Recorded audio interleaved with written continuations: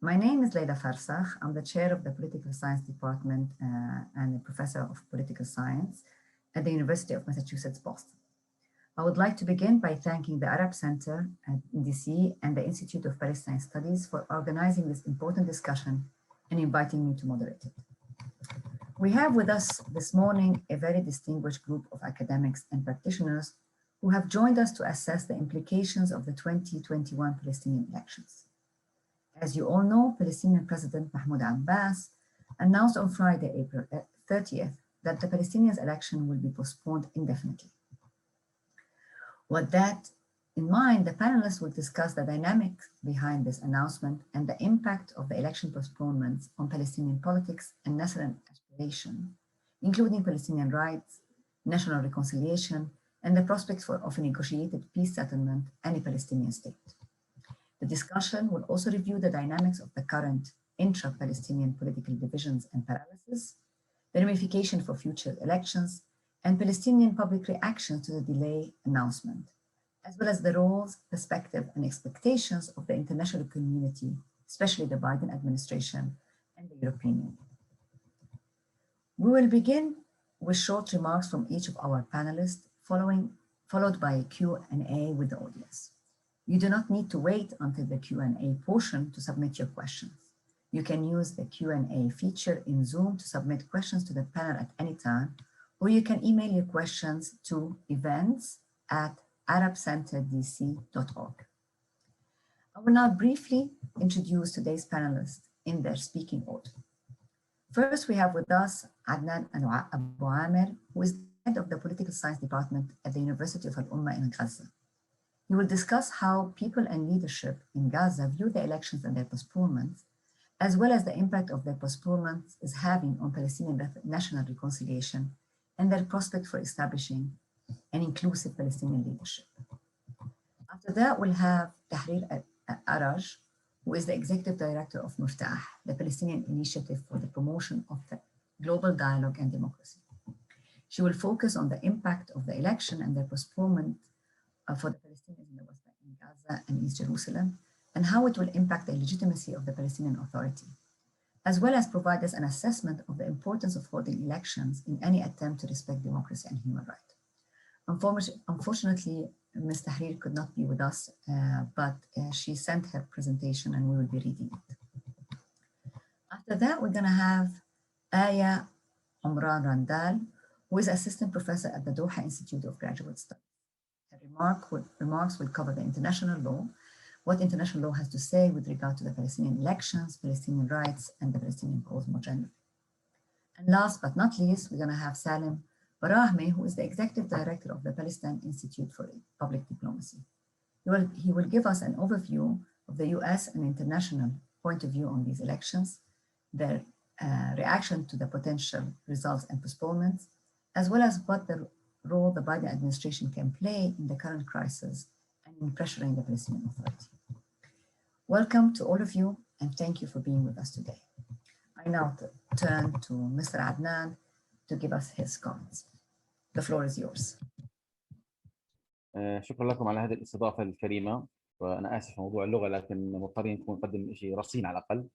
شكرا مقدما للمركز العربي والزملاء في هذا تنظيم الندوة السياسية المهمة في التوقيت المهم، وشكرا للزميل مقداد على هذا الجهد الذي سيبذل معنا في الدقائق القادمة.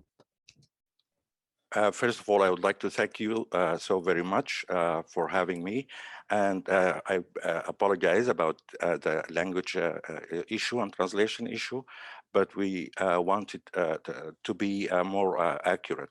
And thank you for the Arab Center, Washington, D.C., and thank you for all of my panelist colleagues, and thank you for the translator. تطورات متلاحقة شهدت الساحة الفلسطينية عموما وقطاع غزة خصوصا عقب قرار الرئيس الفلسطيني محمود عباس بتأجيل الانتخابات التشريعية. بعد أن كان الفلسطينيون في غزة بالذات لديهم تشوق كبير لممارسة هذا الحق الدستوري الذي اعتبروا تأجيله اغتصابا للسلطة وجريمة دستورية وانفرادا بالقرار. The Palestinian landscape is witnessing fast-paced developments following President Mahmoud Abbas's decision to postpone legislative elections which prompted angry Palestinian reactions as they considered this decision a power grab, a constitutional crime, and a monopoly of the election and decision making. في غزة بالذات رغم الإشارات واضحة عن حالة الحراك الانتخابي والتسجيل والإعلان القوائم الانتخابية، لكن أهل غزة والقوى السياسية فيها كانت تشعر بوجود إشارات واضحة من قبل الفريق السياسي المحيط بالرئيس أن هناك قرار تأجيل وشيك للانتخابات في ضوء معطيات داخلية تؤكد أن هناك هزيمة محققة ستمنى بها قائمة حركة فتح التي يقودها بسبب حالة التشظي التي تعيشها الحركة بين ثلاث قوائم انتخابية. Especially in Gaza, and weeks ago, there have been clear indications by the political team surrounding President Abbas, making references to the pending decision of postponement, given a wide range of internal parameters that all indicated an assured electoral upset for the PLO list, led by Abbas, because of its state of disarray, its facing and its division into three lists. نعم. طبعا لا شك أن حماس بالذات كحركة تسيطر على قطاع غزة كان لديها تقدير موقف يشير أنها ستفوز بهذه الانتخابات بالرغم من تراجع شعبيتها نسبيا في قطاع غزة بسبب الوضع الاقتصادية والإدارية، لكنها كانت تعول كثيرا على نجاحها في الضفة الغربية بسبب فساد السلطة الفلسطينية والأوضاع الأمنية السيئة وحالة التشظي التي تعيشها فتح في ظل قوائمها الانتخابية وحالة الصراع التي تسود الحركة وستسير لنا حماس بشكل أو بآخر. Especially Hamas in Gaza and the West Bank were counting deeply and strongly on these elections, especially as its popularity was decreasing lately because of different variant reasons. على الأقل في ضوء معلوماتي الشخصية حماس بذلت جهود مضنية في الأسابيع الأخيرة للتأكيد على موضوع الانتخابات وتسجيل قوائمها وتقديم قائمة إلى حد ما أقل وضوحا أنها قائمة حماس الرسمية في وجود كوادر أكاديمية مرشحين نقابيين تقنيين تكنوقراط، وعلى الأقل محاولة اجتياز هذه العقبة السياسية القائمة ومحاولة الفوز بالانتخابات، لكن ليس بالضرورة فوزا كاسحا كبيرا يعيدنا إلى ذات النقطة السابقة بتشكيل حكومة وفرض الحصار من جديد. Hamas is also has been exerting very intensive efforts to register its candidates from trade unionists, from technocrats, and it's really exerting a lot of issues trying to win this time. Maybe it's not going to be an overwhelming win, but it at least will have some gains.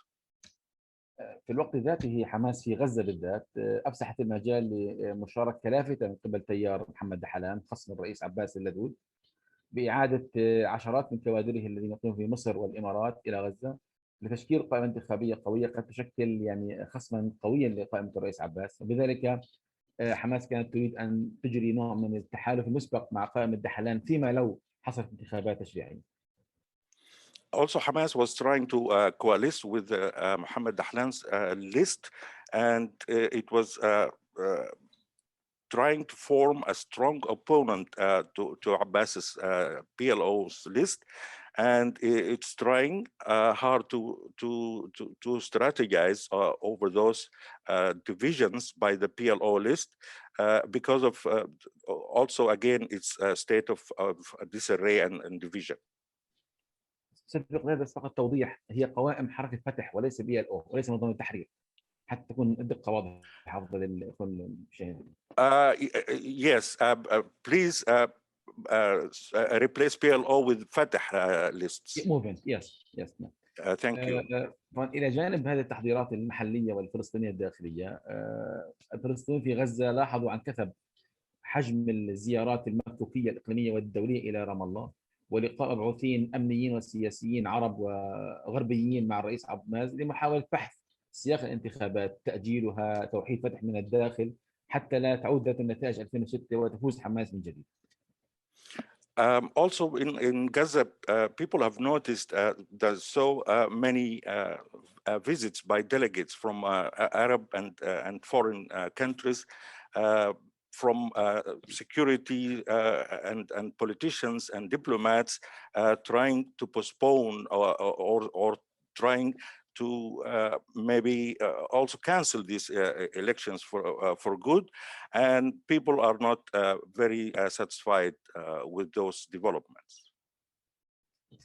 في الوقت ذاته كان العامل الإسرائيلي واضحا وفاعلا أكثر من سواه في الأراضي الفلسطينية بشكل عام، من خلال ضغوط إسرائيلية مرسلة على أبو مازن لتأجيل الانتخابات. تمثل ذلك في زيارة رئيس الجهاز الأمني العام الإسرائيلي للرئيس وطلب ذلك. تمثل ذلك في الجيش الإسرائيلي اعتقالات متلاحقة على مدار الساعة لكوادر حماس ومرشحيها، مما دفع حماس في غزة في لحظة ما إلى أن تجعل مرشحيها في القائمة الانتخابية في غزة أكثر عددا من الضفة الغربية، تفاديا لاعتقالات كبيرة قد تشنها إسرائيل على مرشحيها وابي الفائزين إذا ما حصلت انتخابات.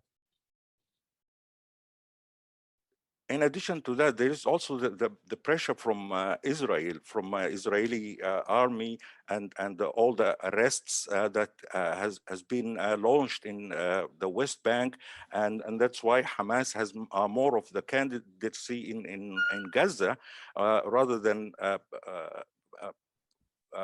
the West Bank because of these Israeli operations and the pressure that Israel is putting on the election as a whole.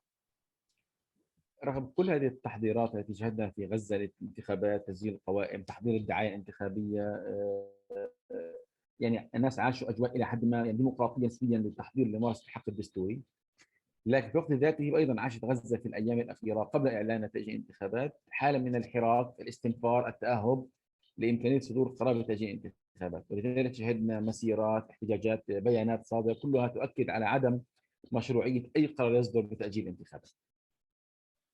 And in spite of all this preparation, the campaigns, and people have enjoyed some democratic environments to work for the election campaigns, but at the same time there have been protest and activism protesting this decision and trying to avoid it in a popular voice. اليوم وقد تأجلت الانتخابات، فلسطينيين عموما وفي غزة خصوصا عندهم قناعة تقترب من اليقين أن موضوع القدس ليس إلا ذريعة غير مقنعة للفلسطينيين لتأجيل الانتخابات. هذا كلام عبثي وغير مقنع، مع أنه أنا على الأقل تواصلت مع زملاء في هيئة الانتخابات المركزية أبلغوني أنه مقترحات عديدة قدمت لموضوع القدس، التصويت الإلكتروني وهو قائم فعليا، السفارات الغربية في القدس، شرقي القدس موجودة عمليا، ممكن مقرات الأمم المتحدة الدولية يمكن أن يعني كل هذه الأسباب والإمكانيات كانت قائمة بشدة، لكن الرئيس كان عنده قرار مسبق بأنه ما لم تتوحد قوائم فتح الداخلية لن تحصل انتخابات، النتيجة ستكون هزيمة مدوية بحقه. Today there is also a wide range of protest because this postponement pretext that was given is not acceptable, and it's not even convincing because there are many proposals of using maybe Western embassies and United Nations facilities as polling centers, and it appears that President Abbas was premeditated because he saw the fractions at his Fatah lists, and he was maybe sure that he was going to be upset in a big way. اليوم الفلسطينيين في غزة يعتقدون أنه هذا القرار التأجيل أحبطهم، سبب لهم خيبة أمل كبيرة جدا. لا أخفيكم كان عندنا في غزة على الأقل يعني رغبة جامحة بممارسة حق دستوري. عندنا الآن آخر انتخابات حصلت في 2006، يعني 15 عام، جيل كامل يمارس حقه الدستوري الانتخابي، ولذلك الرئيس يعني بجرة قلم انفرادية حرمنا هذا الحق كأجيال فلسطينية موجودة في الأرض الفلسطينية وغزة خصوصا. ولذلك هذا القرار بالتأكيد يفسح مجال لوجود نقاشات على مدار الساعة في الأراضي الفلسطينية خاصة في غزة، لمحاولة الرد على هذا القرار وإيجاد صيغة جديدة تخرج الوضع الفلسطيني من حالة الانفراد في القرار السياسي. Today there is a big disappointment because we actually, the Palestinians in general and especially in Gaza, had always have a strong desire to have these elections, because the latest in 2006 was the latest that a whole generation has missed so far. So the president has prevented us from this right, and that will lead us to open up discussions and talks around the clock, and to try to find and reach a new formula that we can oppose this decision and go on to do and conduct elections. اليوم بعد مرور اسبوع تقريبا على قرار تاجيل الانتخابات، غزه تشعر نفسها في حاله ورشه عمل على مدار الساعه من كل الفصائل، بالاستثناء قائمه فتح الرئيسيه برئيس ابو مازن، في حين قوائم فتح الاخرى برغوثي وقدوه ودحلان مشاركه في هذه النقاشات الفلسطينيه الداخليه لمناقشه مجموعه من الخيارات قد تبدو متطرفه، قد تبدو صعبه، لكنها قائمه: رفع الغطاء الشعبي عن الرئيس ابو مازن، الدعوه لاجتماع امناء عامين في بيروت كما حصل قبل اشهر، تشكيل مجلس تاسيسي في قطاع غزه، رفض تشكيل حكومه وحده وطنيه برئاسه ابو مازن لانها قد يعيد الى ذات. كل هذه النقاشات بالتاكيد تشهد غزه في هذه الاونه، وقد نكون في قادم ايام امام استحقاقات صعبه في حق القضيه الفلسطينيه.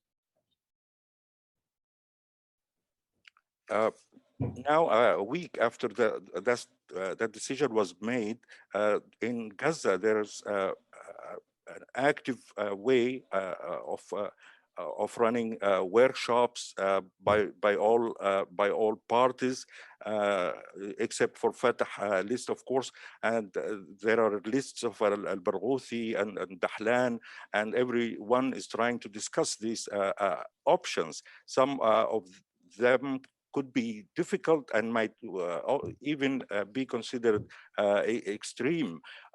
Our goal here is to uncover this popular mask that Abbas is trying to enjoy, and we would also want to organize and form our organizations to work harder in strategic ways to achieve our rights, electoral rights. اخيرا، نحن في غزه على الاقل ما زلنا في طور النقاشات كقوى سياسيه، نقابات مهنيه، مثقفين اكاديميين، في حاله نقاش جدي حول وضع حد لهذه السياسه الانفراديه من قبل ابو مازن وعدم انفراده بهذه السياسه الداخليه، لان ذلك بالتاكيد شكل هزه ارضيه كبيره في الساحه الفلسطينيه تاجيل الانتخابات، وستكون له ارتدادات في قادم الايام لا احد يعلم مآلاتها. And finally, the Palestinians in general, and especially here in Gaza, we are running a wide range of discussions from trade unions, from intellectuals, and every party involved in a serious discussion. We are trying to stop President Abbas' one-handed policy making and decision making by stopping or postponing the elections. It is a serious decision that could have very serious consequences as well. So we will have to work against it. Thank you. شكرا لكم على هذا الاستماع. شكرا كثير.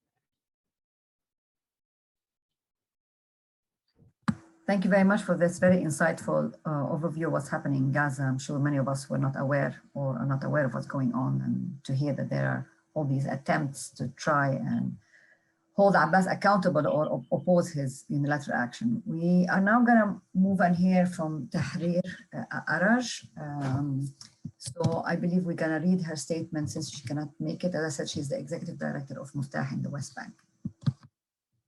The title of Tahrir al-Araj remarks the implications of the elections for the Palestinian national aspirations.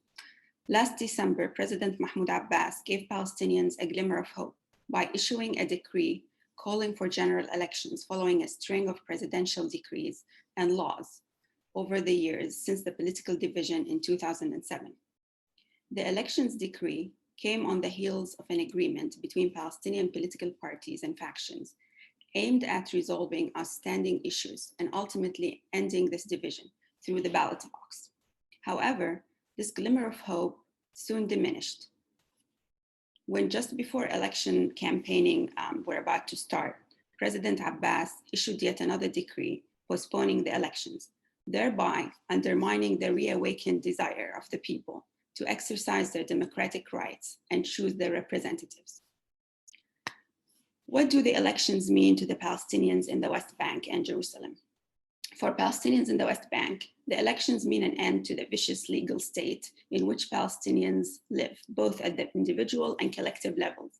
This is an opportunity to achieve a few points, and I will read 8 of them. 1, create a solid political system based on an institutional-based rather than an individual-based structure. 2, create representatives of the Palestinian people that are capable of legislating laws and ensuring the rule of it, and revising and redirecting budgets to tackle the needs of the different sectors, especially in the less advantaged areas. And 3, end the state of exclusivity in governance and the blurred lines between the 3 branches of power, legislative, executive, and judicial, and return to the separation of these 3 powers, so there is no overlapping in duties or authorities. At present, it seems as though the president is in full control of these 3 powers, especially after the laws by decree and the subsequent appointments in the judiciary. This will effectively end the concept of law by decree that took the place of legislation, becoming the norm rather than an emergency measure. 4, the Palestinian Legislative Council elections for those living in the West Bank is an opportunity to stem the encroachment of clearly policy-aligned capital, establishing solid groundwork to jumpstart this change towards a fairer distribution of resources.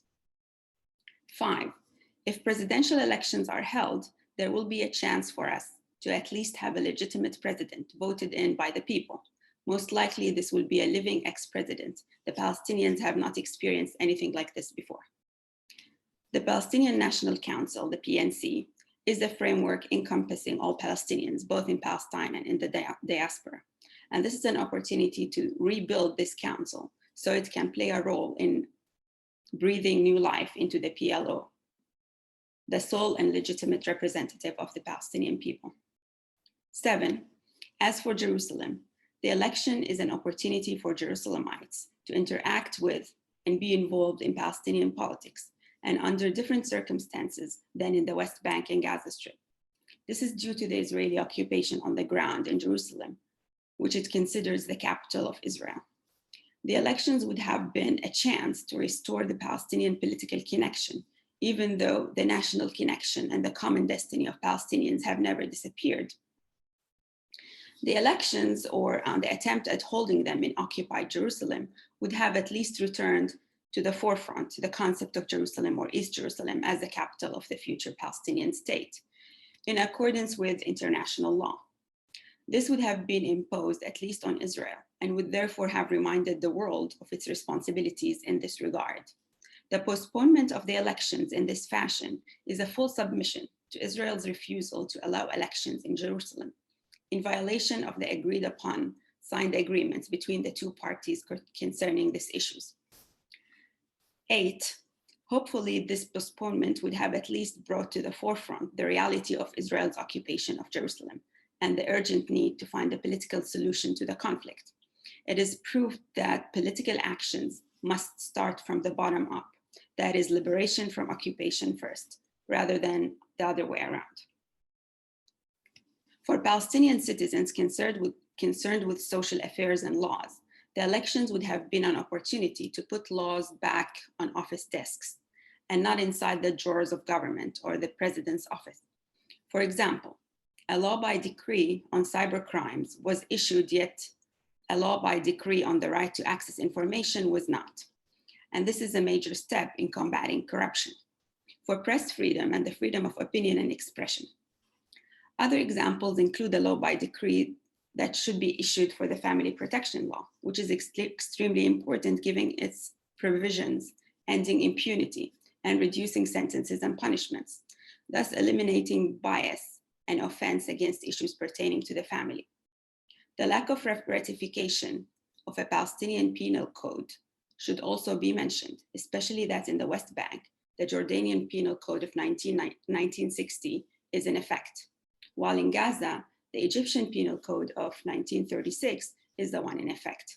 Both are outdated and do not express the specificities of developments in the Palestinian society. Same goes to the personal status laws. Now I will move to speak about the legitimacy of the Palestinian Authority and the election process. I'll be making 3 points with this regard. One, the Palestinian reality is this. The Palestinian Legislative Council's term is over. It was dissolved by a presidential decree under the guise of the Constitutional Court, which was appointed by the president. This council or court only convened a few times and without any impact until the division occurred in 2007. Mahmoud Abbas was elected as president in 2005 after the death of the late president Yasser Arafat.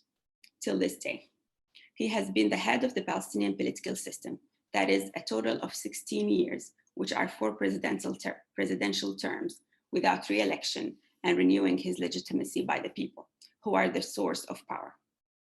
2, simply the 3 branches of authority do not have legitimacy. The executive authority, according to the Palestinian Basic Law, shall respond to the legislative authority for all the necessary requests, whom can hold them accountable to any violation.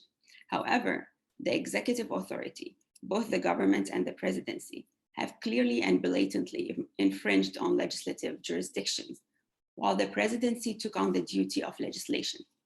The government, meanwhile, assumed the task of passing budgets and distributing resources. As for the judicial authority, it is not in a better shape.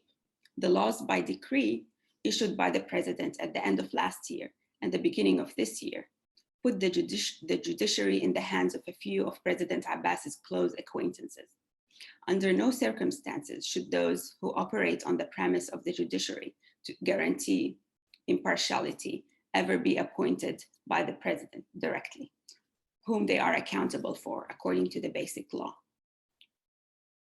Number 3, the legitimacy of the Palestinian Liberation Organization, the PLO. The PLO is the undisputed sole and legitimate representative of the Palestinian people from a political aspect. However, the overall framework of the PLO, which stems from the PNC, the Palestinian National Council, cannot remain based on a quota system among the parties that comprise the PLO without consideration for the changes on the ground with the establishment of new forces or the semi-disappearance of old ones. It is unacceptable that the PLO has remained this long without the representation of over 40% of Palestinians who do not believe in the representation of the PLO factions anymore. This is in addition to the results of the last election and opinion polls on these postponed elections that point to similar sentiment. What is required is the consensus of all Palestinians so the PLO can regain its true status as a clear and unequivocal representative of the Palestinian people everywhere. And the last section of my remarks have to do with the impact of the elections on freedoms and human rights. And here I have 4 points. 1, democratic election is a legitimate right and a constitutional entitlement and duty of all authorities that adopt a democratic system. This should carry out periodic elections on set dates with no postponements unless under extenuating circumstances. What is happening in Palestine is considered a violation of human rights in this regard. How can a system based on the Basic Law that clearly states the significance of holding elections be a system without the transfer of power through the ballot box, thus be transformed into a quasi-kingdom where powers are in the hands of the president? 2, In previous years, specifically after the intra-Palestinian division, we have noticed certain indications pointing to the rise of a police state based mostly on its security forces. This is something we have strongly warned against, the lack of legitimacy and the overall lack of satisfaction to everything happening, ultimately allowing for a state of security chaos in one way or the other. This is because there are no avenues for democratic and controllable change, consequently allowing security forces to infringe even more on freedoms. This is evident from the repeated shootings, in addition to the lack of control over several areas in the West Bank, categorized as Area C. And that creates a dark picture that does not bode well for Palestinians if things remain the same. 3, we are experiencing a constant renewal of the state of emergency because of the coronavirus pandemic. However, we should be concerned about the extension and re-extension and announcement of the state of emergency for over a year without legal justification and in violation of the basic law. There were no tangible measures on the ground pertaining to the pandemic that would clearly show the benefits of keeping the state of emergency. 4, the topic that has most caught the attention of the public recently has been the COVID-19 vaccines. From the moment they arrived, the public has been preoccupied with how they were distributed, with those affiliated with the government brazenly receiving them first. This culminated in the open declaration by the Minister of Health, saying that vaccines were basically administered to officials. In a system that has the means and mechanisms for inspection, it should follow up and hold the wrongdoers accountable. This should, in the best case scenario, lead to the resignation of the entire government and the punishment of everyone involved. On this premise, we must all push for elections to be held, because the social contract is now one vertical direction, imposed from the top of the hierarchy downwards, without one legitimate or legal vaccine dose administered. And this is the end of Tahrir al-A'raj's remarks. Thank you very much. This is very illuminating and comprehensive with regards to why the elections are important to happen, both for the Palestinians from a political point of view, as much as from a human rights point of view. So thank you very much. We move now to Aya Randall. Thank you so much. Let's talk law now, and let's just tackle things from a different angle. We're just going to retrieve the experience of the past, the previous elections, and learn some lessons from these elections, and see how the legal infrastructure is not supporting really a real democratic process. So I'm going to actually tackle the topic of the Palestinian elections, the peaceful transition of power, and international law. Palestine had to go through a long political and diplomatic journey to be recognized in the international arena as a full sovereign state. In this regard, Palestine submitted its application of full UN membership on the 23rd of September 2011. However, this application was rejected by the permanent members of the Security Council. A year later, the BA submitted its application to gain the status of the observer non-member state of the UN. This application was accepted on the 29th of November 2012. Accordingly, and based on the observer non-member status, Palestine managed to accede to international treaties and conventions starting from April 2014. In this regard, it managed to accede and ratify 98 treaties by November 2020.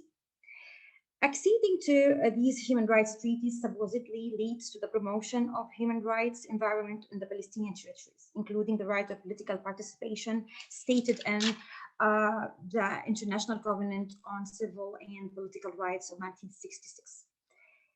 These new variables may urge us to ask the question, what did the BA do in preparation for the coming elections? What did the BA do to make this election different from the previous one, especially in the light of the fact that the BA is bearing the responsibility of executing its international obligations with utmost good faith by harmonizing its legal, political systems with international standards. Examining the status quo shows that the seeds of conflict are still there. So how can we expect that this election will be any different from the previous one? How could we assume that this election will resolve the previous conflicts when the same reasons of disagreements are still the same? The problem appears clearly in the domain of the transition of power. The main areas of conflict that may impede the peaceful transition of power can be viewed from different perspectives. I will actually give examples of these problematic issues. The first problematic issue is the nature of the Palestinian political system. The political system can be divided, as we all know, into two main systems: the presidential political system, where the president of the state is the head of the executive authority. The president also helped in the process of forming government, and the president is elected by people directly. The parliamentary system, where the president is elected by the parliament and the president's authorities are just merely symbolic. The prime minister is representing the parliamentary or the major parliamentary bloc, and the newly formed government also needs the parliamentary votes of confidence. The hybrid systems can contain the attributes of both systems. The Palestinian system can be classified as a hybrid system. That is, the president is elected directly by people. Moreover, it's parliamentary in terms of the fact that the government needs the parliamentary votes of confidence. This was stated clearly in Article 5 of the Palestinian Basic Law. However, when Hamas entered the political process and won the elections of 2006, the Palestinian political scene became much more complicated. This new variable raised the questions concerning the Palestinian political system, its infrastructure, and the relationship between its authorities and components. It was obvious that the hybrid and balanced political system that was introduced after 2003 is the main factor to widen the gap between the political parties. So that is the unbalanced hybrid political system can be diagnosed as an important factor for the failure of the peace transition of power in the previous election. The vagueness of the basic law provisions contributed to the complicating the political scene. Examples: according to Article 45 of the basic law, the president of the PA has the full authorities of selecting the prime minister. Article 46 stated that the role of the prime minister is complementary to the president's role. However, Article 63 stated that the cabinet is the major executive authority that is entitled the authority of drafting government's program. This program must be approved only by the legislative authority without referring back to the president. The basic law did not include any provisions concerning the procedures that must be taken into account when selecting a specific candidate to form a government, whether this candidate must belong to the biggest parliamentary bloc or not. The basic law did not also include provisions concerning the relationship between the president and the prime minister in some crucial matters pertaining consultation with the president to select the members of the government, or the approval of the president to the ministerial a statement before its referral to the parliament. We do have another problematic issue here that may complicate the political scene, which is the relationship between the Palestinian Authority and the Palestinian Liberation Movement. This relationship went through so many phases between 1994 and 2006, and after the signature of the Oslo Accord between the PLO and the Israeli government, it was agreed that the Transitional Palestinian Authority must be formed, which is entitled the function of self-governance. Accordingly, the Palestinian Central Council took the decision of establishing the Palestinian Authority on the 12th of October 1993. Before the establishment of the BA, some leaders of the PLO expressed their concerns regarding their exclusion from the political process. Therefore, and in order to contain these concerns, it was decided that the members of the PLO were the members of the BA, and the head of the BA were made the head of the PLO. This period between 1994 and 2006 did not witness any serious discussions concerning the relationship between the two bodies, the PLO and the BA. This was due to the fact that the BA was supposedly a transitional body established for 5 years. Afterwards, the process of Palestinian state building will take place. Moreover, the Palestinian opposition was outside the political scene. Accordingly, there was no real necessity to embark on such a discussion. With the issuance of the Basic Law, the Palestinian Basic Law in 2003, the manifestation of conflict between the PLO and the BA started to be more visible, since this Basic Law was designed to be the Basic Law of the BA only. Since that time, there has been conflict between the institutions of the BA and the institutions of the PLO. The relationship between the PLO and the BA after 2006 even became much more complicated because the ambiguous relationship between these bodies contributed to complicate the conflict between the political powers and impeded the process of peaceful transition of power, especially after the Palestinian opposition came to the political scene. After winning the elections and forming a government, Hamas attempted to use its success to penetrate the PLO since it was the political party that was administering the BA. The conflict between Fatah and Hamas was intense. In this conflict, Fatah was trying to empower the PLO again and revive its roles and institutions through withdrawing some authorities from the BA and referring them back to the PLO. For instance, the negotiation file was taken from the BA and given to the PLO again. The presidential decree number 6 of 2011 states that the Palestinian News Agency, WAFA, is one of the institutions of the PLO. Moreover, Fatah claimed that the Palestinian embassies were representing the PLO, not the BA. So these are, very dialectic relationships. This dialectic relationship between the BA and the PLO is complicating the Palestinian political scene, and this is not resolved yet. And these issues has to be resolved before any elections.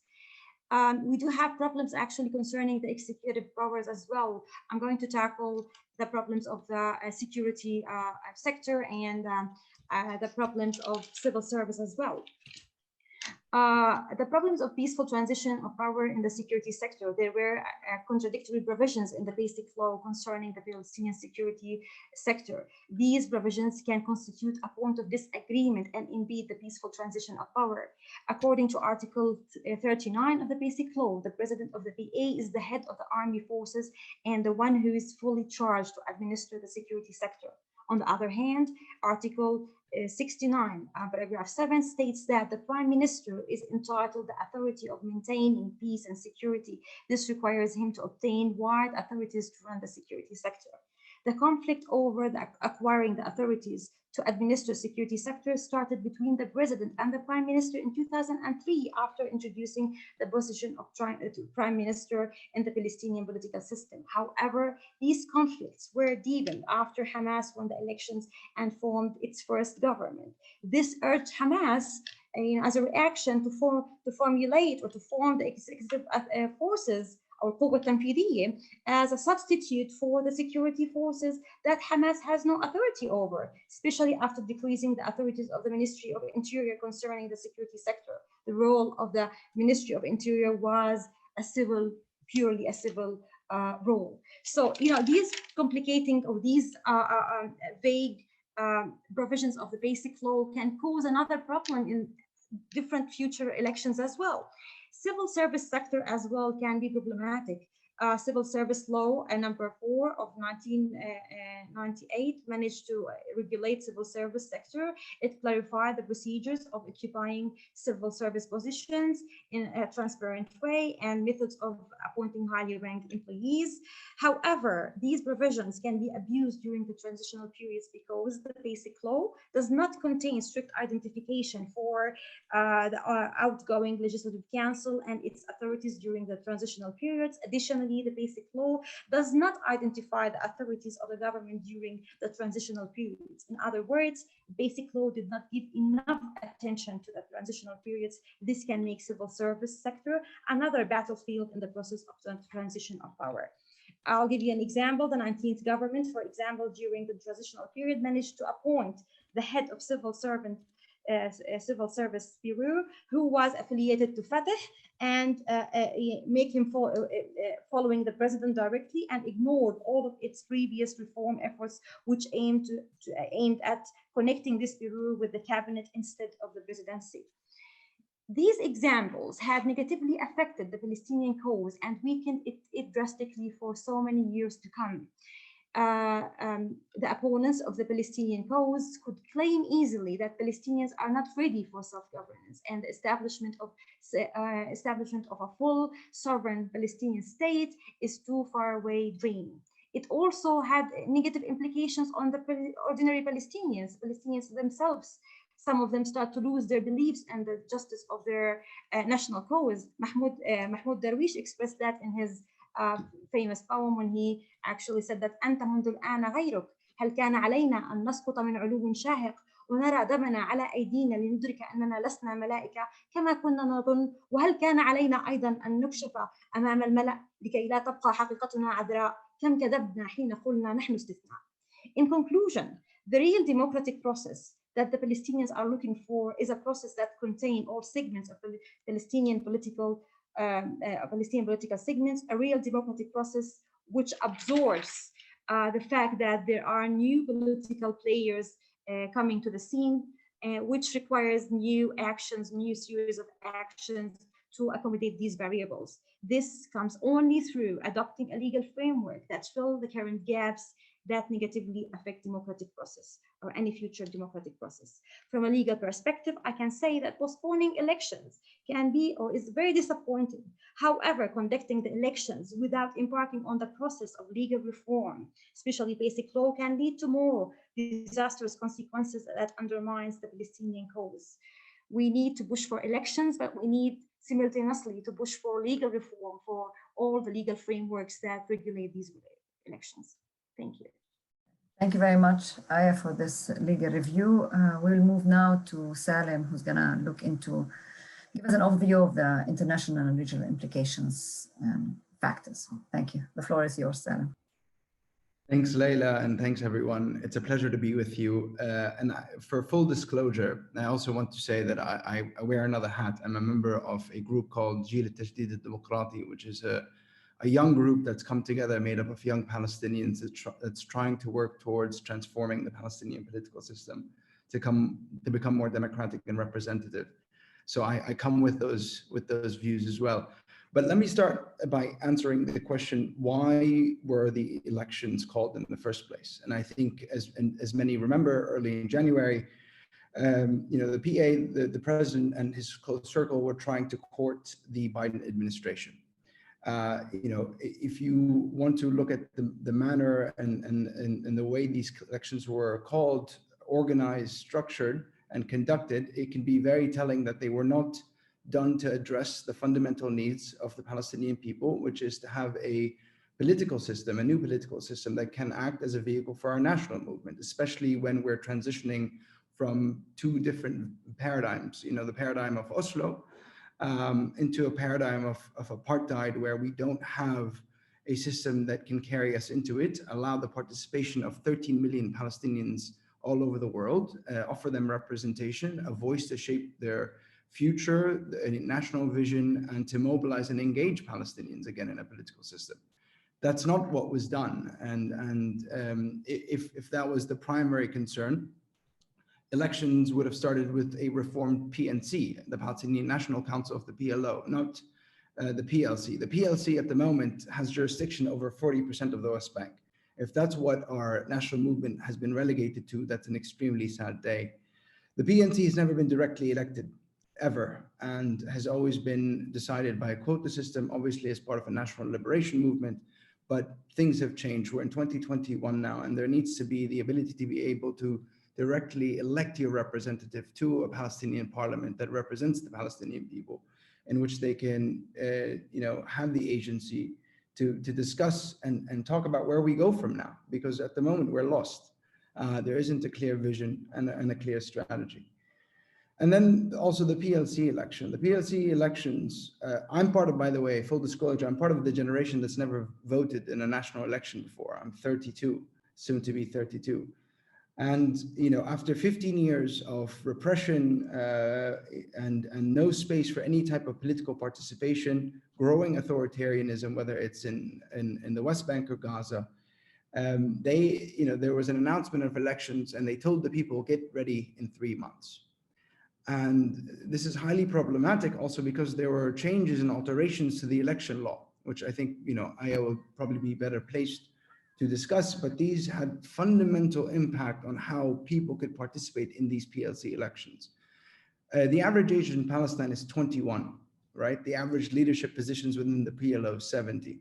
Yet there are 2.8 million potential voters in the PLC elections.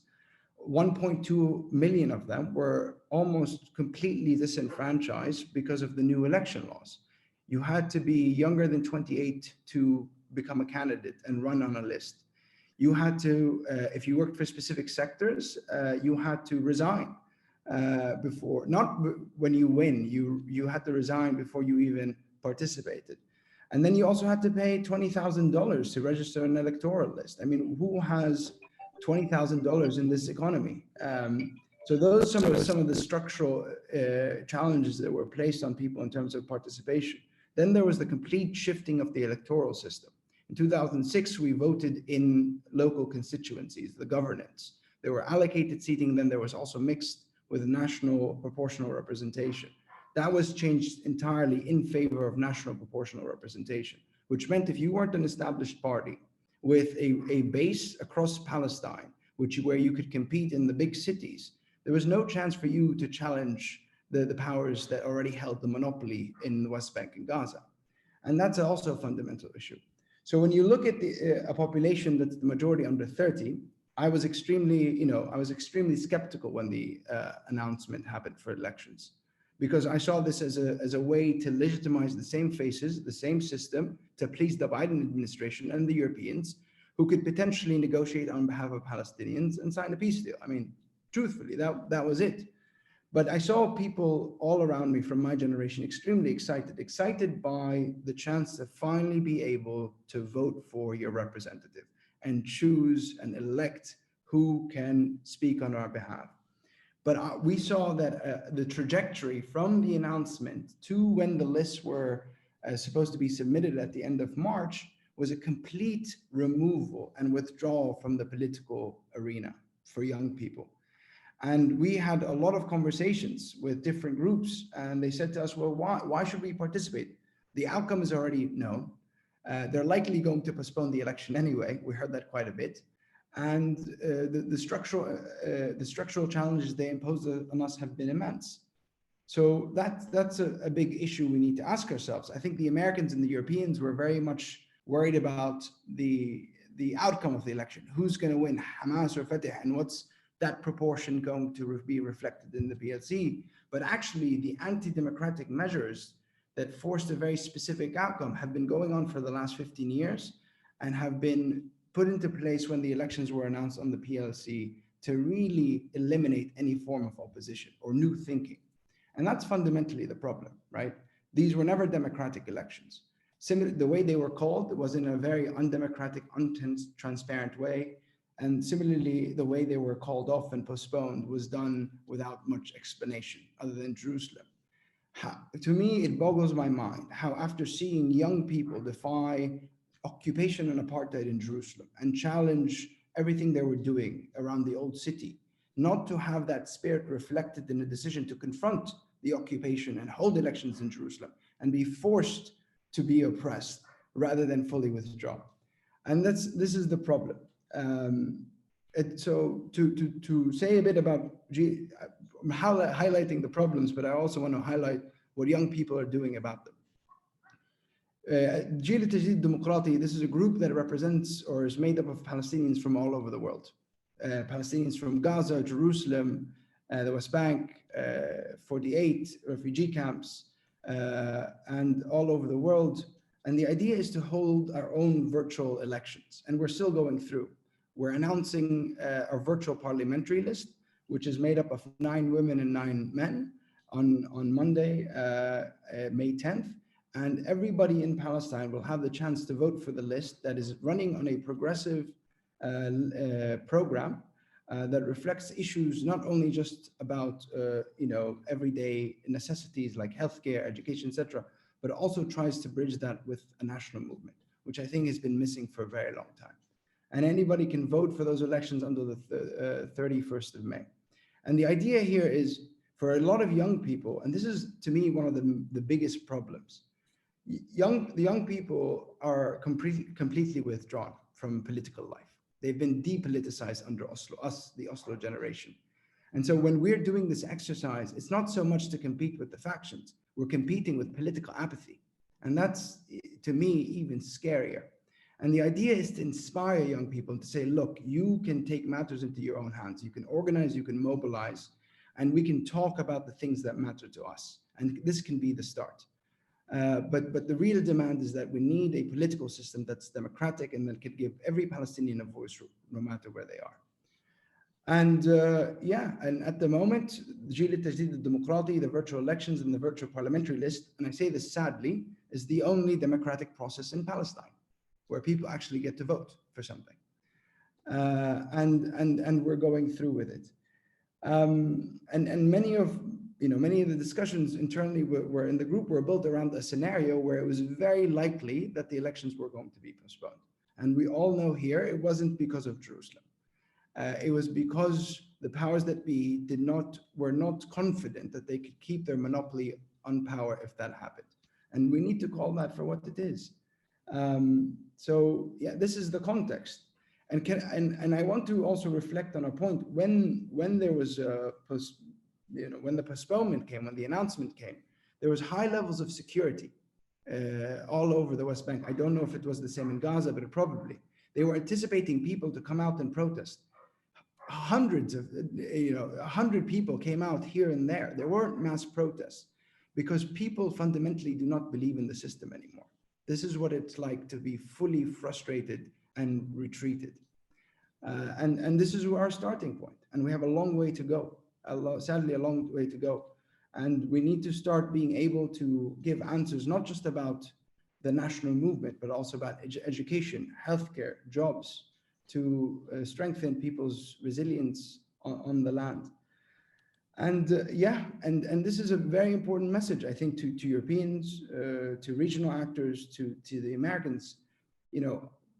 If you want to promote democracy in Palestine, allow us to make an environment that's more conducive for that to happen.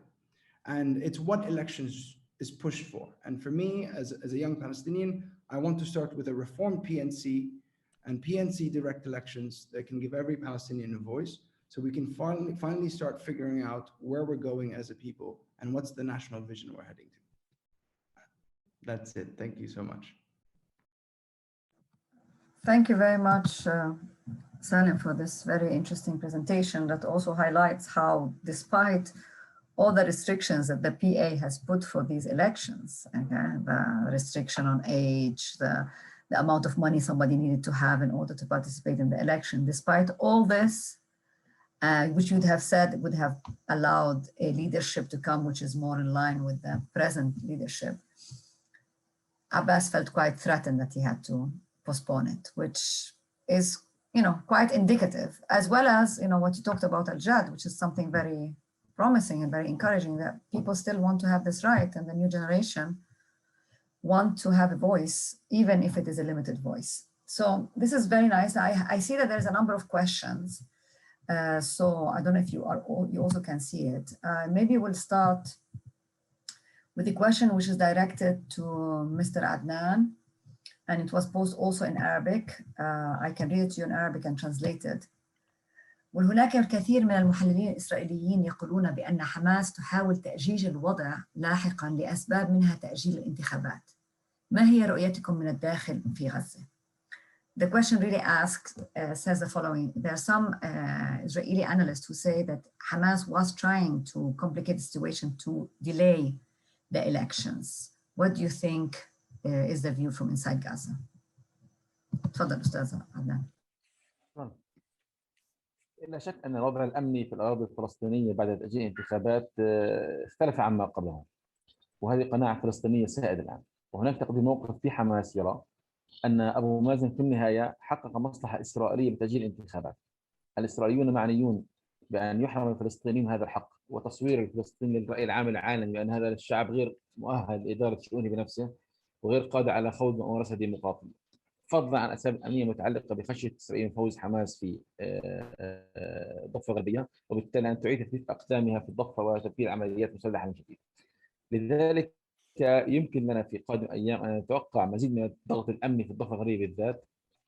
No doubt the security situation in Gaza has changed a great deal.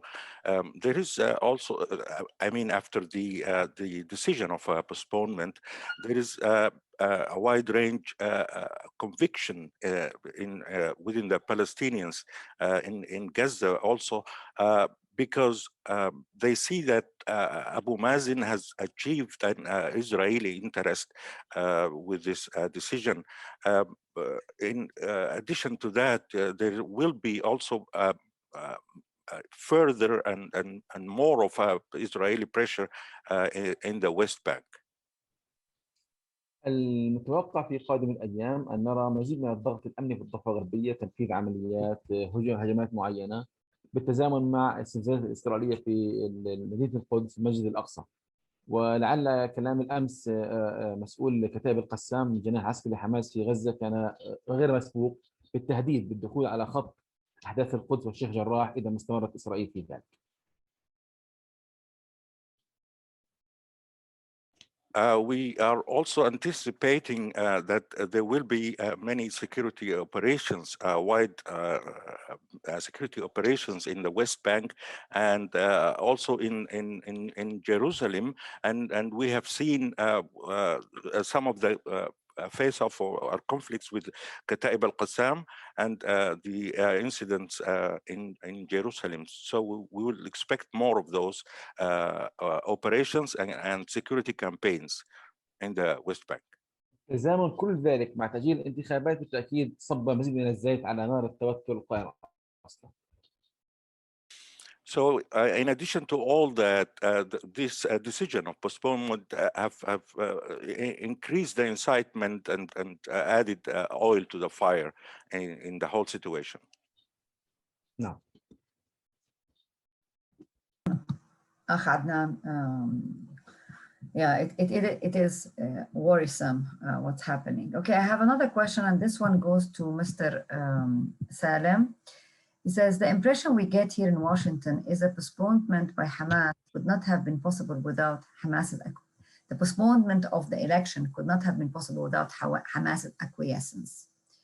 Are there any talk about a unity government between the two camps? I mean, I suppose I can open it to any one to talk about that. Maybe Ayak has something to say as well to it.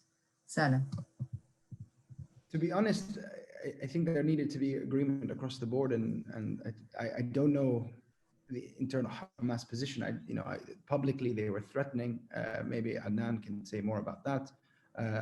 That there needs to be elections and they need to go forward. I don't know if that was a tactical maneuver to get concessions out of Fatah and the PA. But there was rumors around a unity government right after the elections were postponed, but we haven't seen anything yet. So that's all I have to say about that. Aya? I totally agree that the whole process of elections and announcing elections was just a tactical maneuvering, as Salim said. I mean, it seems like Abbas was trying to attract the attention of Biden's government, and he did not intend from the start actually to conduct elections. So this delay was not something that was unexpected. All of us, realized in some way that this election won't be conducted, and it seems like this relationship between Fatah and Hamas is fluctuating and did not get to a certain agreement point. So I don't think, I have any. I'm going to go throw the ball again to Mr. Adnan about, is it true what some people here in DC think that the postponement by Abbas could not have been possible without Hamas's acquiescence? إذا فهمت السؤال جيدا، هل أنه الأوساط في أمريكا تتكلم أن تأجيل الانتخابات من قبل عباس لم يمر بدون موافقة حماس؟ في انطباع إنه يعني قرار عباس اتخذ لأنه يعني حماس كانت راضية أو متوقعة أو يعني في الثانية الانتخابات. الثانية. شوف، أتكلم بشكل أكثر صراحة الآن. قرار الذهاب إلى الانتخابات قبل المصالحة لم يحظى بموافقة كبيرة في داخل حماس ابتداءً. Let's be frank here, because the decision to conduct the elections before the reconciliation did not find any support from Hamas in the first place. منذ انقسام 2007 حتى اليوم كانت التقدير في حماس أنه المصالحة ثم الانتخابات. So Hamas has always thought since 2007 division that there should be the reconciliation before any elections. وهذا كان تقدير صائب وحقيقي. الذي حصل أن مباحثات جبريل رجوب مع صالح العاروري قيادي حماس وفتح تغلب على رأي السائد، وبالتالي لم تشأ حماس أن يعني تفشل هذه التفاهمات، لكن دون أن يكون هناك، لا أخفيكم، رضا عام على هذه القناعة الجديدة. Yes, because of the because of the continuation about this reconciliation efforts and the talks between Jibril Rajoub مع صالح العرضي has also achieved some of the hindrance that was standing before reconciliation, so that people can move forward with election. عدم تحمس حماس الكبير لهذا القرار جعلها تسجل قائمة انتخابية في آخر يومين فقط، وكان عندها تقدير موقف يشير بشكل أو بآخر إلى أنه أبو مازن سيؤجل الانتخابات. ولذلك لاحظت معي لم يكن رد فعل حماس كبيرا وصاخبا مثل قوى أخرى مثل دحلان أو البرغوثي أو سواه. So Hamas was not really very excited about the elections, because it was anticipating that Abbas might resort to postponing the elections, and thus has Hamas did the last minute preparations before this decision was made. So if I can just make that what is being said is that within Hamas, there was a division on whether we should go for the election without reconciliation. And the Saleh al-Aruri line was of the opinion, let's try elections before reconciliation. And that's what made Hamas being like, let's try either way. And both cases, we show that Fatah is the one, or Abbas is the one responsible for failing to bring forth any resolution either way. You're right. Do I understand you right? فهمتك صح أستاذ أخ عدنان؟ إذا كان بإمكان توضيح أكثر بس. Right. Go ahead. سؤال غير واضح بدقة، عفوا.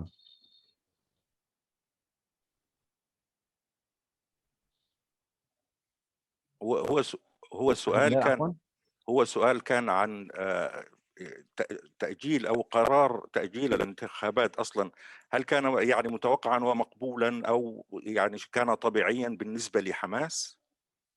هذا السؤال كان الأصلي. متوقعا، ليس مقبولا. يعني كان في تقدير موقف في حماس جدا على نطاق واسع من قيادة حماس إنه أبو مازن ليس جادا كثيرا في إجراء الانتخابات طالما لم يستطع أن يوحد قوائم الحركة داخليا عندهم فتح. ولكن في اللحظة التي فشلت فيها جهود yes, the decision was not acceptable by Hamas by any means, because Abbas was really not sure about the divisions and the breakups within his Fatah lists. And so it was not a surprise, but it was not an acceptable decision by no means. كان لافت انه حجم رد فعل حماس مثلا الشعبي والجماهيري اكثر غضبا من رد فعل قياده حماس السياسيه الهادئه المرنه. And we have seen also the popular reaction by Hamas followers. It was stronger than even Hamas leadership. Well, that's very helpful. Okay, I have a few questions for Salim, because people were fascinated to hear that there is a youth mobilization happening. So I have two questions for you on this issue. One is, so ask the following: does the frustration by Palestinian youth regarding elections and voicelessness cut across factional lines, as indicated by public opinions? And will it impact both Fatah and Hamas? So I'll start with this question before I go to the next one. Sure, thanks, Leila. I think a very important statistic to note here is 67% of young people in Palestine do not belong to a political faction. I think that's very clear, that shows how there's a complete withdrawal from that form of political participation that probably came much more with the generation that was, of age, let's say, during the first Intifada. I think the process of Oslo, the process of the second Intifada, and then the years that have come after it have completely removed Palestinians, I think, young Palestinians, from any type of political work. The other thing is to really note is you look at the youth wings of these political parties. I mean, even within their internal elections, I don't want to talk about Hamas because there's a bit more of a democratic internal infrastructure where there's regular elections, but a lot of the youth within Fatah, for example, haven't had the chance to even join some of the leadership councils, like the Revolutionary Council, etc. So even generations within the factions, and even the PLO factions who are under 50 have never had a chance to really serve in leadership positions or really shape the internal trajectory of these parties. So within society as a whole, and I think within even the politicized Palestinians within the factions, there's been a marginalization and disenfranchisement of youth across the board. And I think that reflects the level of frustration, and I think reflects to some extent that there weren't mass protests when the announcement decision was made. The decision for postponement was made. Everybody's is kind of retreated. Okay, another question I have for you is the following. The virtual elections planned among younger Palestinians on May 31 seem promising. Once these elections take place, what happens then? Can you say more? Yeah, so Jil Tajdeed's mission, I think, as we see it, is to transform the Palestinian political system to become more democratic and representative. And we see engagement on many different levels. In this very specific phase, we went with a virtual parliamentary list because as we laid out, it wasn't really democratic, a lot of structural challenges in terms of participation, etc. I think that the next would be to look at the PNC and trying to mobilize people around PNC reform and PNC direct elections. And I think we're also looking at municipal elections down the road. Municipalities in Palestine are central political organizing bodies that have come way before Oslo and represent a big part of our social political life. And I think many people here care a lot about the municipalities as a service providing entity as well. And it's the one they deal with on a day-to-day, whether it's within cities or more the village councils across the board. And I think it's very important to see youth engagement and representation there. So it's a long-term strategy to engage on every different level of the Palestinian political system to try to see that transformation happen. Not just a virtual parliamentary list. It doesn't end there, but it moves to also engaging in different elections depending on the context. Thank you very much. Okay, I have this question now to Aya and Ustaz Adnan. Could you please elaborate or speculate? Had the election taken place, could you share your predictions of the outcome? Maybe I'll start with Aya and then we'll... I actually seriously I don't know what to say really, but I do believe that most people here, they lost confidence in the most major parties, Fatah and Hamas, and I'm talking about West Bank here, that we lost confidence in both of them. And we just tried to look for alternatives, who's going to actually substitute both of them, because both of us actually were disappointing and led us to, unfortunately, very disappointing stage. And we are in a big trouble and crisis, and instead of just going through these dilemmas, we should think about the real problematic issues and the real crisis that facing the Palestinian cause. And after Trump, the pressure was after Trump's period, the pressure was very high. So instead of just going through these internal conflicts, we should concentrate in much more important details. And unfortunately, both of them, they just went through details. Both of them, they just wanna monopolize the authority and monopolize the control, and they just want to be in authority as long as possible, which is very disappointing. So I do believe that maybe people will just go and punish both of them, through these like elections. In the first election 2006, people punished Fatah because of its corruption and thought that Hamas might be a good alternative, and it turned out to be very disappointing as well. So maybe these elections, people will just punish both of them and get with very unexpected results. So you expect that what would have happened was a repudiation of both parties. Exactly. Yeah, which is very interesting. Okay, الأخ عدنان, what do you think would have, شو توقعاتك لو صارت الانتخابات؟ بتذكر ام كلثوم لسه فاكر. لسه فاكر. ما في انتخابات، ما في انتخابات. المرحله القادمه يعني احنا امام تحولات صدقا، يعني هذا مضحك مبكي والله، لكن لا صعب. يعني ما بعد قرار التاجيل لن يكون قبله. اليوم احنا عندنا معطيات شخصيه كباحثين وصحفيين انه القرار التاجيل يعني اوجد شرخ اضافي في داخل قياده فتح الحاليه اللي محيطه بابو مازن، لانه مثلا جبريل جوب اكثر خساره من تاجيل الانتخابات اكثر من حماس مثلا. جبريل عينه على الرئاسه هناك على المقاطعه، ولذلك قرار التاجيل كان بعيد عنه، يعني هو اللي اجل انتخابات ابو مازن ويعني المحيطين به، يعني حسين الشيخ وماجد فرج بشكل اساسي. ولذلك قرار التاجيل لم يكن يلزم بردا وسلاما على قياده فتح الحاليه. وحتى ابو مازن لو اعتقد انه قرار التاجيل سيكون يؤدي الى او مقتدى معي انا اسف، يكفي هكذا. اي نعم. شكرا. Thank you. This question reminds me of Kulthum's do you still remember a hit? Actually, the upcoming phase will be very transformative. Today we have these parameters of the decision of postponement that is really affecting more of the divisions that have existed before. Like Jibril Rajoub, if you can look into how more of a loss he will face, even more than Hamas. And Abbas' decision has really reinforced all these divisions and disappointments by all means. If you look at his list candidates, Ihsan al-Sheikh and Majid Faraj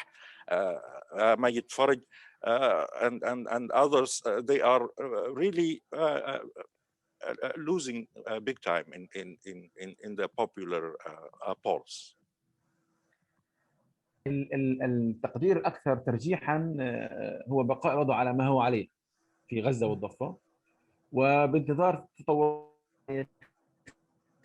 خارج عن إرادتنا كفلسطينيين، وهو أنه يعني متعلق بالرئيس، بقاؤه غيابه، يعني أيا كان، يعني هنقول بعد قدري من السماء يتدخل الآن في هذا الحال، بس بعد بصير تغييرات جوهرية في النظام السياسي الفلسطيني. بقاء الوضع على ما هو عليه، يعني إحنا في حالة تأبيد إلى إشعار آخر. So it's more likely that this situation will be the status quo for a while, and then we will see what Abbas is going to do to make any changes furthermore.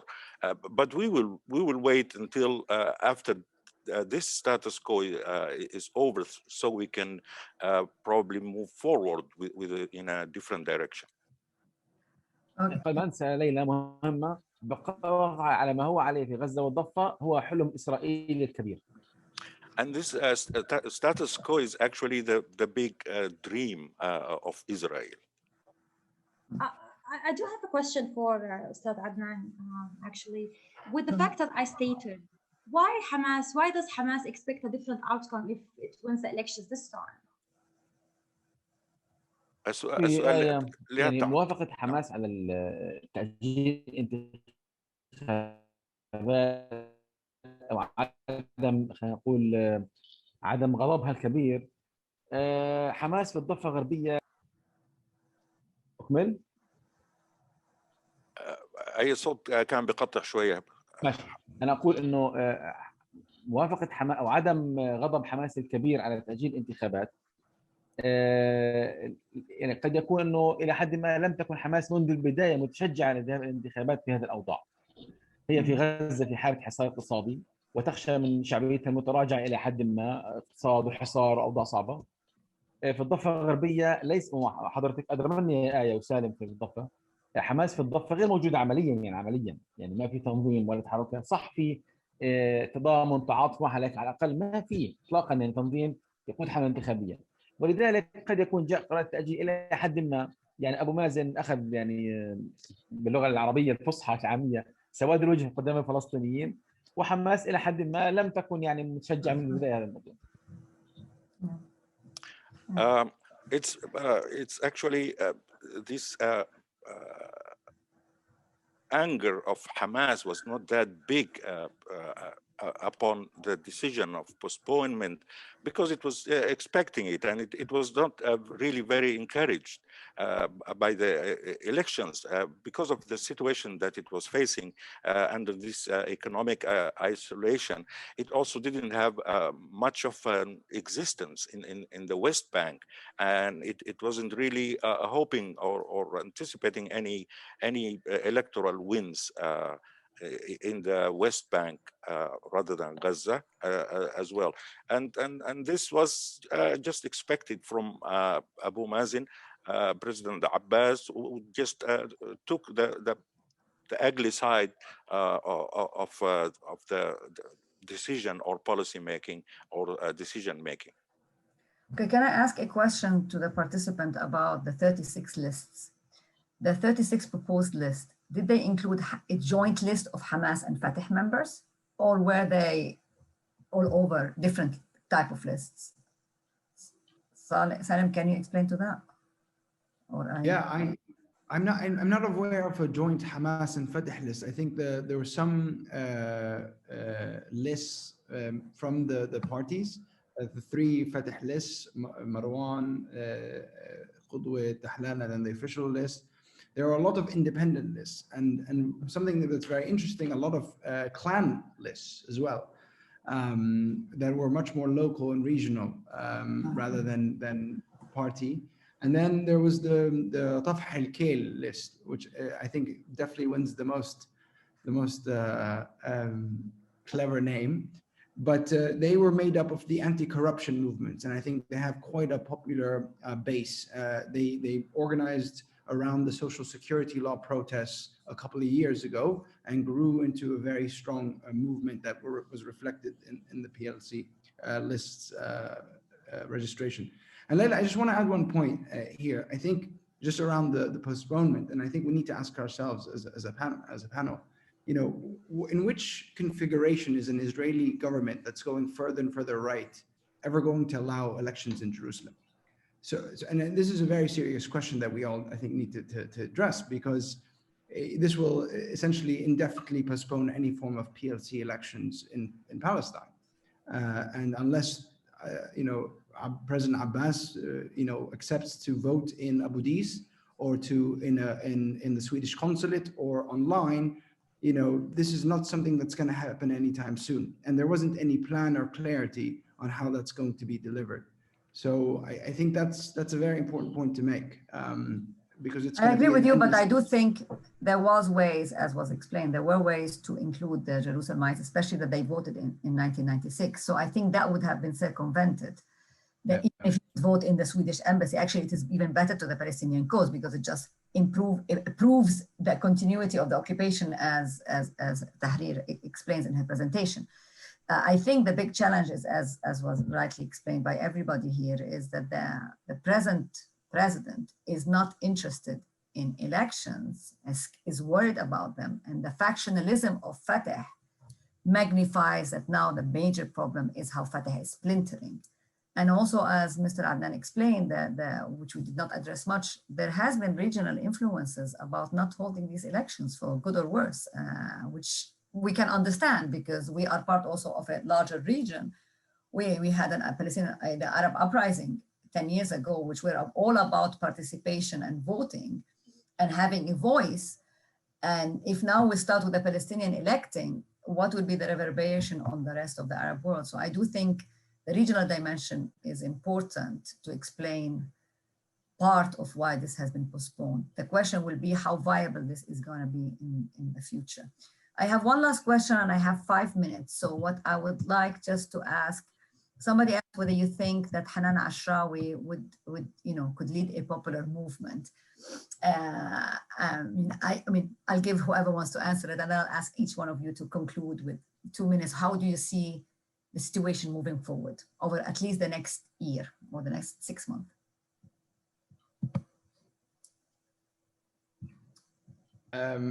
Maybe as someone who worked for Dr. Hanan Ashrawi at some point in their career, I can say that her resignation, I think, partially was made because the system was no longer reflecting any form of democratic process internally, and it culminated in where we are today.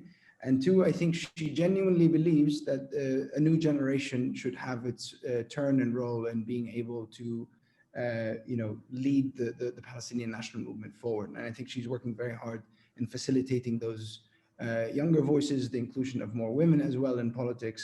So I don't think she would be interested in leading a movement. And I think she's very much supporting a lot of people in being able to engage and politically participate. Okay, thank you. Trying not to speak on her behalf, but.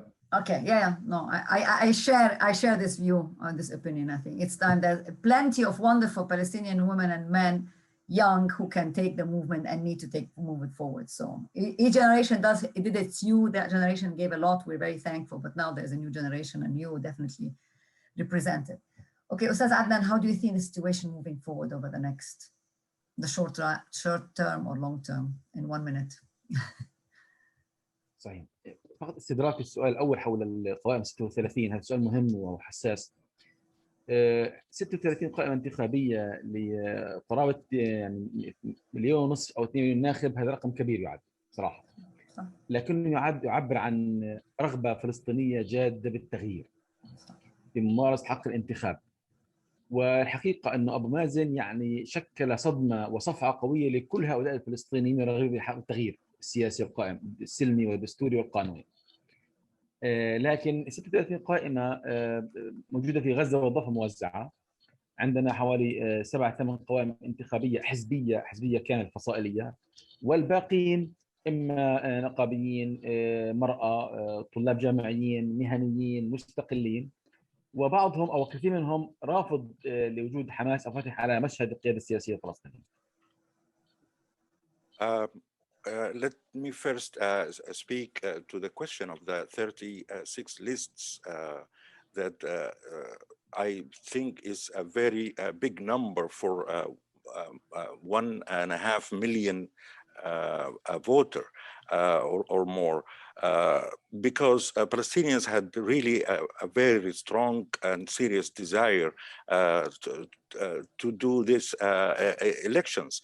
And speaking of the lists in Gaza, we have like 7 or 8 party lists, but many others are either lists by the trade unions, by women organizations, by professionals, or independent candidates. في العرف السياسي الفلسطيني عندنا في غزة والضفة قاعدة متبعة اسمها الناس تكره من يحكمها، بالعادة هكذا. وبالتالي كما هناك قوائم في غزة مناهضة لحماس، هناك في الضفة قوائم مناهضة لفتح، وقد رأينا ذلك. It's also very traditional here. We have in Gaza that people hate their rulers. They don't like the people who govern them or rule over them. And also because even in Gaza, there are opposers or opposition to Hamas. There are also opposition to Fatah on the West Bank. Can I give the last word then to Aya, as we are, about to finish? Thank you so much. I'm sorry if I'm a pessimist person, but the situation is grim, and I just cannot say more than that. If we actually put this democratic process on hold for 15 years, we just cannot remember, oh yeah, we didn't actually go through a democratic process for so long, and now we need just to resume from where we stopped. This democratic process needs a real infrastructure. You know, we need actually to make so much reform before we get to that point, in order not to repeat the same disastrous consequences of the second elections. We have to avoid what happened in the past and learn lessons from the past. We have to do actions. And unfortunately, you know, because we didn't do much in the past 15 years, we could not expect much at the moment. Well, thank you very much. This could not have been a better conclusion about the importance of doing the nitty-gritty work. I still remain optimistic, because even if those elections got postponed, they're an indication that there is a new generation coming up and wanting a voice, and will express a voice in a more serious way. We just have to persevere. Please, I would like to thank very much all the panelists, Mr. Adnan Abu Amir from Gaza, الأخت آية Randal from Doha Center, and Salim Barahme from the Institute. I never get your name of the Institute really well. The Institute, the Executive Director of the Palestinian Institute for Public Diplomacy. And I want also to thank our translator, Al-Maghdad Jibril, for his excellent work. Thank you, and the Arab Washington Center for hosting this very interesting panel, and with the help of the Institute for Palestine Studies. I wish you all the best of luck, and I really hope we'll meet again, to hopefully sooner, to talk that the elections were resumed, and the struggle continues, as we say. Thank you. Thank you, Leila. Thank you so much for Thank you moderating. all. Thank you. Thank you.